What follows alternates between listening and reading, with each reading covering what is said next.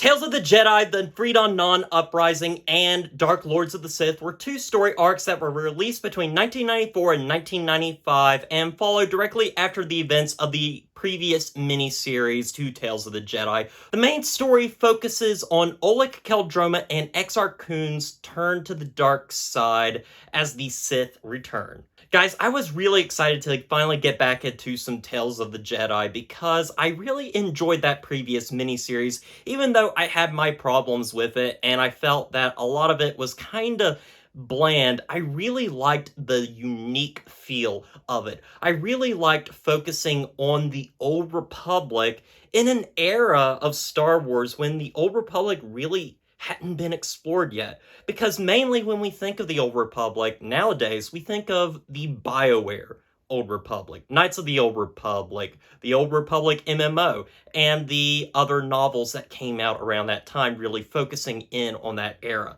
But here we have a time period that is farther back than even that storyline, and it's so interesting. And I think Tom Veitch and Kevin J. Anderson do a wonderful job of really putting you in this world. It feels like we are witnessing ancient history, like we're reading the Star Wars Bible, more or less. Like we're reading ancient history of the Jedi that has never been seen before. We are excavating it for the very first time, and it's really unique. I love how the Jedi are represented in this storyline in particular. I think it really does a good job of showing them as these noble warriors, these knights, and I really like how they delve into the mysteries of the Sith, because really the Sith weren't exactly set in stone at this point. We didn't know anything about them, and this tries to explore them. We learn about Sith magic. We learn about, the fight between light and darkness, and I think this is really good stuff here. Now, the reason why I decided to talk about these two story arcs together, for one, the Freedon Nadd Uprising is only 2 issues, and I really didn't have enough to say about it on its own, so I thought I would combine it with the Dark Lords of the Sith story arc, and these actually do really flow into each other. We learn a lot about Freedon Nadd, who was this ancient Sith Lord, who is turning Exar Kun and Oleg Keldroma to the dark side, and I think it's really cool. We also get some really cool name drops. Korriban is introduced in this comic, and there was a lot of times within this storyline that I was reminded of things like The Rise of Skywalker. In fact, I really think that J.J. Abrams was a huge fan of this early era of Star Wars literature, because The Rise of Skywalker in particular takes a lot from both the Jedi Academy trilogy as well as Tales of the Jedi, as well as Dark Empire, because there is a moment where Exar Kun finds this device, this Sith relic, that brings him to Korriban, similar to how Kylo Ren uses the Wayfinder to get to Exegol. And I thought that was really neat. It shows that, JJ is a fan of this, I think. Or at least, he took ideas from this and put it in his own movie. Now, whether it worked or not is a debate for another day, but I think it is cool nonetheless, and it makes reading these little stories worth it. It makes it worth it, and I thought it was really fascinating.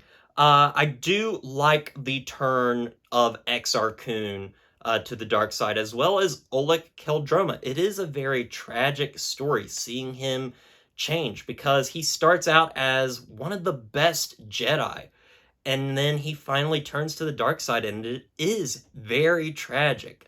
I just really adored both these story arcs, but I think Dark Lords of the Sith really takes the cake, because whereas the Freedon Nadd Uprising had 2 issues Dark Lords of the Sith has 6 issues to get through, and there's a lot more time to develop a lot of these ideas and make for some really interesting conflict. I also like that we get some backstory to Exar Kun, who was introduced in Jedi Academy. And reading this stuff, we see that Exar Kun is kind of a tragic character as too, as he is turned to the dark side as well. And it kind of makes the Jedi Academy trilogy a little bit stronger because I have this context now, and I look at it in a completely different light now, which is really awesome. Now, in terms of problems I do have with both of these story arcs, it would be that the characterization really isn't there. None of these characters are very three-dimensional. They're pretty two-dimensional and kind of wooden.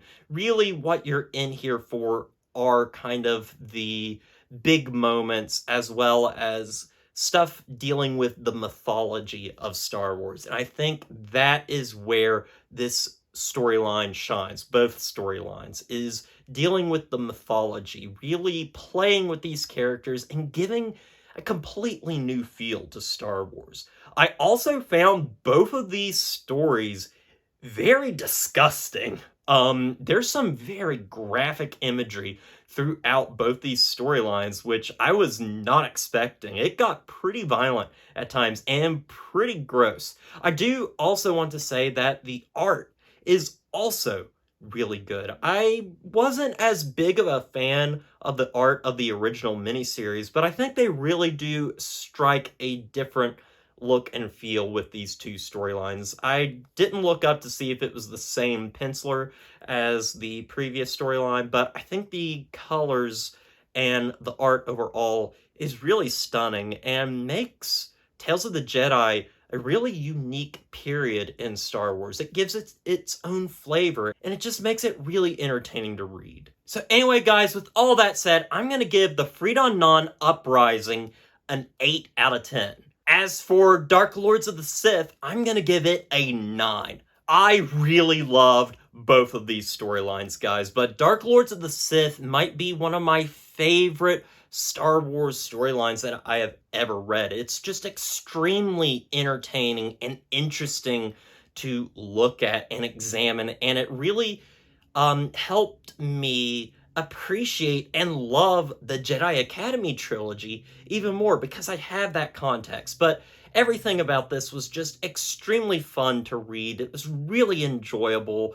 I like looking at ancient history, and this really hit that niche with Star Wars of all things. I would honestly say that I prefer the Tales of the Jedi era over the Old Republic era by far. It's just really fascinating, really interesting, and has a different type of mythology that I really enjoyed. But anyway, guys, I want to thank you for watching. I hope you enjoyed this. I definitely recommend these two arcs if you are interested in reading any type of Star Wars literature in terms of the comics. This is definitely a huge recommend for me, both story arcs. But anyway, guys, as always, don't forget to like, comment, and subscribe to the channel, and I'll see you guys in the next review.